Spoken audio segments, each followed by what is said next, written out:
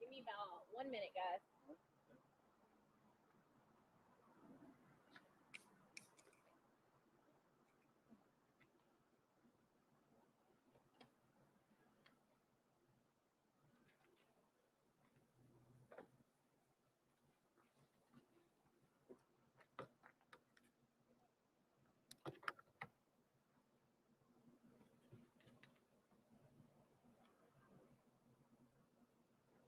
It's going to be Assistant Chief Ford, Ford, common spelling.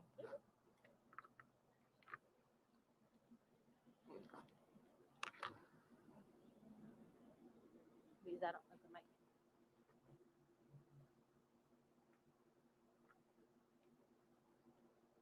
Ready when you are, sir. Ready? Yep.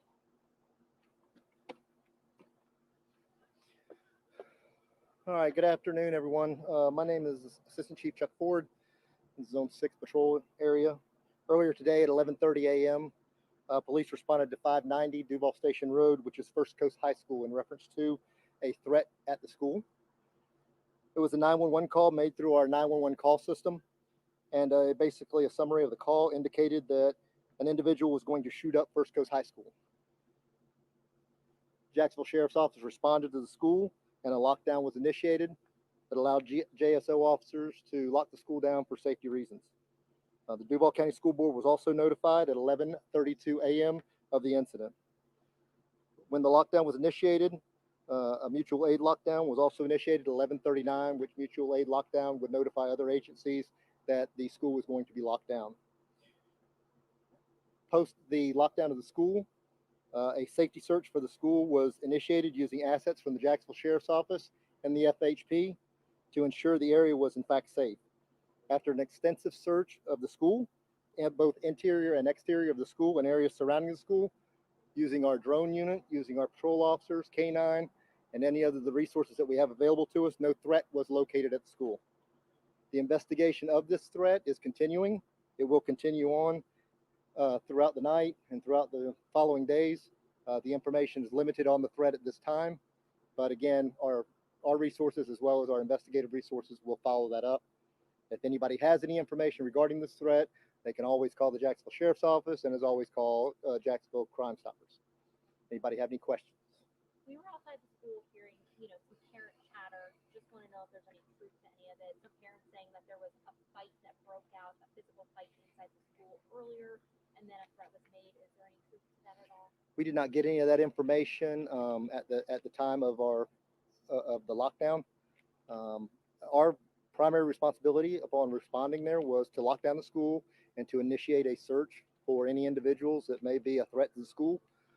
Again, part of our investigation as we go forward will be to investigate that, and the school board will be investigating that as well. If any of those issues come up, then that will be part of the investigation. What about the 911 call? Is it being traced? The 911 call is being traced. That information will be, again, part of the investigative process. As I said before, the most important part of this was to lock down the school for the safety of the kids. The investigative part will come in the near future. When you say the summary of the call indicated that someone would shoot up First Coast, was that person on the phone saying that they would shoot up First Coast High School? The 911 call that was received said that they were going to shoot up First Coast High School. That is why we came to First Coast High School. Okay. And also, what do you urge parents and students, as this comes about? Is there anything that you can tell parents and students about how serious of a nature this could be? As far as crime related, like this could be a felony offense? Well, I believe it is a felony. I would have to go back and look at the statute, but it is a very serious offense. The amount of resources that we just used to search the school is a lot that we had to take off the street to follow up this threat. Number one. Number two is the seriousness, again, of what's going on at the school. I would also say that it's dangerous in the event that we have all these officers that are running around. We don't know what the kids are doing, locking down the school. We want everyone to be safe. Again, we have parents that are probably hysterical when they hear of a lockdown that goes on at the school. What we want to do is we want everyone to be safe. What I would say to both parents and students is if they have an issue at school or they have something like that, go to an adult, go to a counselor, go talk to somebody, call the police department, not with a hysterical threat, but call the police department with a call for help, so to speak. Additionally, I would say be smart. If you have an educator or somebody's telling you that the school's being locked down, do what they tell you to do. Do what these parents tell you to do what the police tell you to do.